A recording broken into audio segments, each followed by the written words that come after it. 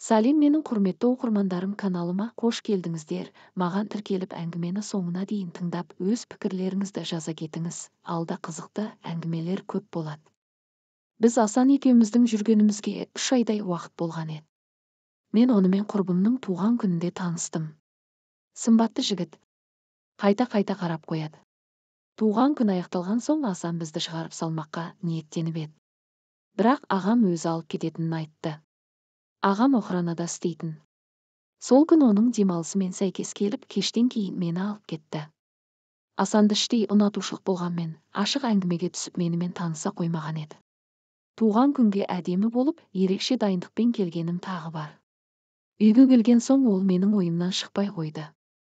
Ерекше күлкісі, жүріс-тұрысы, сағатына қарап, галстугін дұрыстағаны.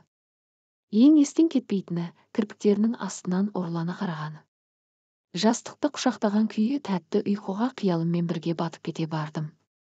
Таңертең қоңырау үні бұзды. Ұйқылы ояу трубканы алдым. Арғы жақтан қайырлы таң, тәтті қыз деген таныс дауыс. Еш нәрсеге түсінбеген басым, тәтті қызға әлі таң ата қоймады дедім де телефонды сөндірдім. Әдетте бейтаныс нөмірлерге жауап бермеуші едім. Ұйқым шайдай ашылып тұрып кеттім. Сабақ, аудитория, у-шу университет қабырғасы. Қыздарымыздың әңгімесі кешегі Арайдың туған күніндегі сұңғақ бойлы жігітте. Иә, дәл өзі түні бойы ойымнан кетпей шыққан жігіт жайлы екен. Ұнатқан мен ғана емесімді сезген едім. Бірге тұратын Зерде есімді құрбым да, уау, мінген көлігін айтсай, анау-мынау жігіт емес сияқты ғой деп менің қызғанышымды тудыра түсті. Қыздар қойыңдаршы, басымыз қосылса жігіт жайлы айтып шығады екенсіңдер. Зерде, сен де доғар жігітің бар емес пе, не бар саған деп ашулана түстім. Менің жігітім ол сияқты сымбатты, крутой жігіт емес қой, оның үстіне бірнеше күн болды жігітіммен арамыз дұрыс болмай жүр деген сөзі жыныма жақпай, сырттай білдірмесем де, іштей тырысып қалдым. Сабақты аяқтап үйге келдім. Ағылшыннан беретін оқытушының тапсырмасын аударумен әлекпін. Басымда қатып кетті. WhatsApp желісінен сымс келді. Қарасам бейтаныс номер. Сәлем деген сымс. Көрдім, сымсты ашпай жаба салдым. 5 минут өткен соң. Тағы сымс. Ұйқыдағы тәтті қызға таң атты ма деп. Таң атқан былай тұрсын, кеш батты деп жауап қайтардым. Авадағы суретін ашып қарасам, жүрегім. Бұл әлгі жігіт. Кешегі кештің хитмені. Қыздардың аузын толтырған тақырып болған жігіт. Маған жазып тұр. Сәл болмағанда менімен танысуға әрекет жасамағандығы үшін ұмыта жаздаған едім. Мен өзімнің сабақ дайындап жатқандығым жайлы айттым. Әңгімелесе келе ол маған тапсырмамды орындауға көмектесетінін айтты. Мен де қарсылық танытпадым. Аударма жасауға тиісті болған тақырыпты суретке түсірдім де оған жібердім. Жарты сағаттан соң жауап келді. Жақсы болды ғой деп қуанып кеттім. Зерде де сол сабақты даярлап отырған. Бірақ оған айта қоймадым. Іштей қызғанышта болды. Ертесі сабақ басталып кетті. Көзіндегі өчкейі мұрнына түсіп тұратын, қара, толықша келген ағылшын мұғалімінің сабағы. Кім аударды мен берген тексті деді. Ортадан қол көтеріп мен де байқайладым. Қиындау, ұзақ тақырып.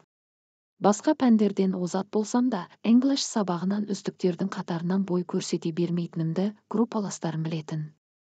Арнайы ағылшын курсын тәмамдаған Алия мен Айнұр да сабақ айтуға оқтала қоймаған еді. Маған таңырқай қарады. Сұңғақ бойлы жігіттің дайындап берген тапсырмасын ұстап алып мәзбін. Дайын асқа тік қасық болғанымен жұмысым жоқ. Сабақ соңында оқытушының жақсы комплименті де әлгі жігітке деген ойымды одан ары жоғарылауына себептің бірі болды. Үйге келісімен оған рахметімді білдіріп сымс жазуға оқталдым. Бір ойым хабарласып айтсам ба деп те ойландым. Сондағысы кешегі көмегін сылтауратып хабарласып, жақынырақ әңгімеге тартуды да көздеп тұрғаным сол еді. Телефон шылдыры ойымды тез жинақтатты. Қарасам әлгі жігіт. Номері сохранить етілмесе де, жүрегіме сақтаулы. Телефонды бірден алмай сәл кешіктіріп жауап бердім. Сондағысы өзін асыға күткенімді сездіріп қоймау. Трубканы алдым. Тәтті қыз, сәлеметсіз бе, қалайсыз деп басталды. Сондай мәдениетті.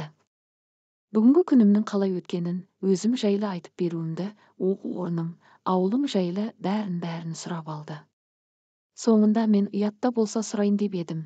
Иә, сұраңыз деп тыңдап тұрғанын білдірді. Кешіріңіз, мен сіздің есіміңізді есімде сақтамаппын дегенімді бірден түсіне қойып күліп жіберді де, Асан, менің есімім Асан деді. Ананы мынаны айтып, Асан екеуміз біраз нәрсені талқылап тастадық.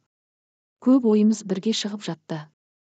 Әңгімеміздің тоқтауына ертеңгі сабаққа дайындалу керектігім ғана кедергі болды.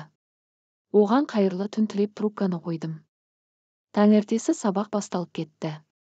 Сабақтан шыққан соң әдеттегіше университетті жағалай қыздармен сыртқа шығып келе жатқаным сол еді. Жанерке деген дауыс назарымызды бұрғызды. Дәл алдымда ақ көлігіне сүйеніп қолына гүл шоғын ұстаған галстуктегі сықиып киінген жігіт аяғын айқастырған күйі маған қарап тұр. Жаймен басып маған келіп қолын созды. Амандасуға қолым әрең барып дірілдеп тұрмын. Қолындағы гүлі маған арналған бе екен деген үміт легі жоқ емес. Гүл шоғын ұсынды. Иә, қателеспеппін, маған екен. Көңілім көтеріліп қалды. Қыздар аң-таң. Әсіресе Зерде іштей өзімде қысылып қалдым. Құрбыма Асанмен араласып жүргенімді айтпағаныма. Сәлем қыздар, рұқсат болса Жанеркені орталарыңыздан ала кетсем, бүгін оның менімен қайтуына рұқсат бересіздер ме деді де қолымнан ұстай алды. Қыздарға сау бол айтып көлікке отыра кеттім. Ал Зерде үн-түнсіз қараған күйі еш нәрсе деместен бұрылып кетіп қалды. Түсініксіз жайтқа баладым. Асан екеуміз уақытты көңілді өткіздік. Қымбат ресторандардың біріне алып барды. Өзі әңгімешіл, кез келген тақырыпта жақсы сөйлеседі, былайша айтқанда ашық жарқын жігіт екен. Біраз айналған соң үйге қайттық. Себебі бүгін ағамның үйде болатын күні. Ол өте қызғаншақтау және үнемі әр нәрседен мені тиіп отыратын. Ағам келмей ерте жету болды. Асан мені подъездің алдына дейін шығарып салып тұрып, байқатпастан ернімнен сүйіп алды да, қайырлы түн, тәтті қыз деді де бұрылып кетті. Бетім қып-қызыл болған күйі көзім қарауытып, жүрек соғысы жиілей түсті. О, құдайым, бұл менің алғаш рет сүйісуім. Мең-зең күйі үйге кірдім. Зерде үйде сабақ даярлап отыр. Келгеніме мән де беріп жатқан ол жоқ. Денем бір ысып, бір суыған күйі бөлмеме кіріп кеттім. Ерніңіз неткен тәтті ет деген сымс келіп, одан сайын бетімді қызарта түсті. Ұяттан кірерге жер таппай тұрмын. Осылай тәтті ұйқыға шомып кеттім. Арада уақыт өте берді. Асан екеуміз жиі кездесіп көп уақытымыз бірге өте бастады. Зерде болса бұрынғыдай емес.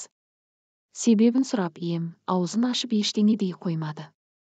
Бар айтары, сен сол жігітті айта бересің, бізге көңіл бөлмейсің дегеннен ары салмады. Сентябрьдің 24-і Асан маған жүруге ұсыныс жасады. Бір апта ойланып, бір күні мен оған келісім бердім. Ол күнде мені сабақтан соң алып кететін, күнде қаланың тамаша жерлерін аралайтынбыз. Құрбыларымның арасында ақ боз Тойоталы Ханзада атанып кеткелі қашан. Ол жұмыс бабымен командировкаға кетіп жүретін. Оның келуін асыға күтумен уақытта зымырап кететін. Мен оған тез бауыр басып кеттім. Бір күні ол үйіне қонаққа шақырды. Тұрмысқа шыққан соң баратын үйім ғой деген оймен баруға келістім. Қанша жерден оған сенсем де үйіне барарда жүрегім қатты соғып бір нәрсе болардай уайымдадым. Үйіне барып тұрып қайтып кетуде ойладым.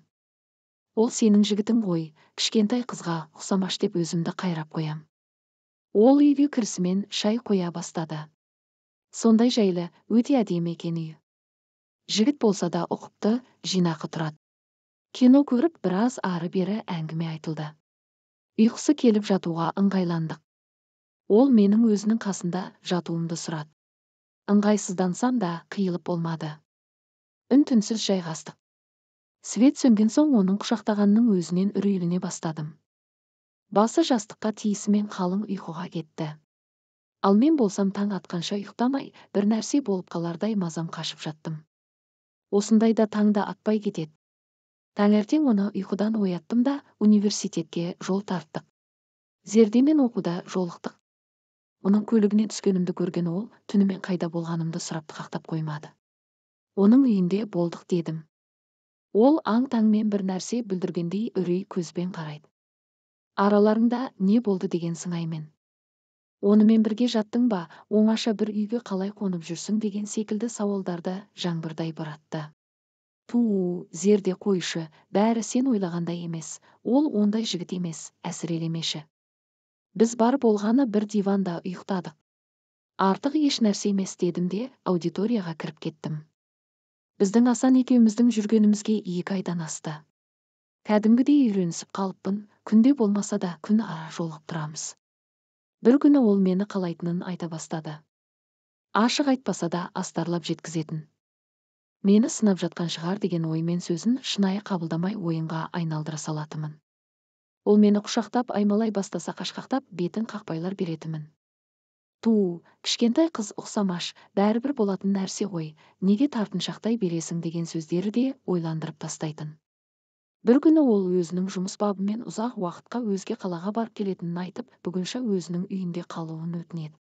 Мен де келістім. Алдыңғыдай емес, бұл жолы үйреншікті секілді. Еш нәрседен қымсына қоймадым. Асанға да бауыр басып қалғалы біраз. Ол үйге кірісімен есікті құлыптап кілтті қалтасына салып алды. Жай мен құшақтап сүйе бастағаны сол еді. Мен тағы да тартыншақтай бастадым. Ол да қоя салмады. Бас салып қысып құшақтаған күйі жібермеді. Әдеттегі құшақтасуға балап ары қарай мен де қарсылық білдіре қоймадым. Құшақтасып диванда біраз жаттық. Бір кезде ол жейдемнің түймелерін ағытуға көшті. Доғаруын талап еткеніммен оны тоқтата алмадым. Қанша қарсылық білдірсем де оған шамам жетіңкіремеді. Мен қазір айқайлаймын дедім. Ол болса айқайлағаннан түк шықпайды. Бұл жақта екеумізден басқа ешкім жоқ. Қойсайшы енді қарсыласа бермей, бәрі бір болатын нәрсе ғой деген сөздері одан сайын үрейлендіре түсті. Оның бұл әрекеті жай сүйісу емес екенін ұқтым. Екі көзім жасқа толған күйі доғар деп айқайладым да оны итеріп жібердім. Қалтасындағы кілтті алып үлгеріп есікке жеткенше ол келіп үлгерді. Айна алдындағы қайшыны кезеніп бір қолыммен есікті ашуға тырыстым. Қолыңдағыны таста дегеніне қарамастан есікті аштым да қашып шықтым.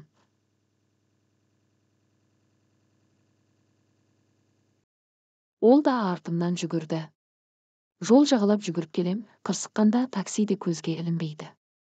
Жүгіріп шаршады ма әлде қуғаннан пайда жоғын түсінді ме, ол қайта жүгірмеді. Мен қараңғы түнде адасып қалдым. Жаяулатып жүріп жол жиегінде кішкене дүңгіршекке көзім түсті. Барып ием ашық болып шықты. Сол жердің қожайыны бұндай уақытта не істеп жүргенімді сұрады. Арадағы әңгімені айтуға арланып адасып қалдым деп қысқа қайырдым. Ол бұл жердің қалаға алыс екенін, осында бүгінше түнеп шықса, азанда күйеуінің затқа қалаға баратынын айтты. Келіспеске лажсызбын.